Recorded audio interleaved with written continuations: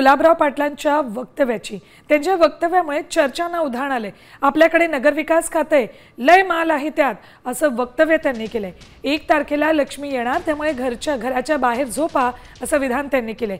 भुजबळ भाजी विकायचे, नारायण राणे कोंबडी विकायचे, बाळासाहेबांनी अनेकांना मोठं केलं असं विधानही त्यांनी केलंय.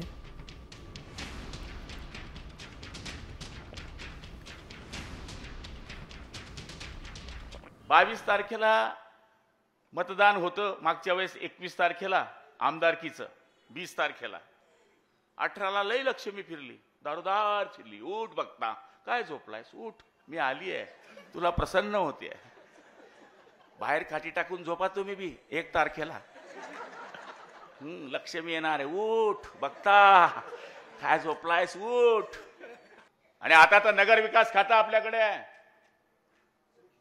बेमाल है नगर विकास में. भुजबळ साहेब काय होते, महात्मा फुले सब्जी मंडीवर भाजीपाला विकायचे.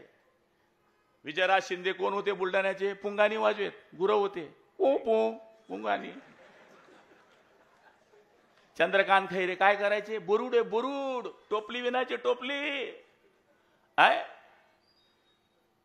हे असे लोक मोठे गेले. हा गुलाबराव नारायणाने काय करायचे, कोंबडी विकायचे. असं आहे, तुम्ही वेगळा अर्थ काढू. हे बगूर म्हणजे कठीण गाव दिसतंय मला.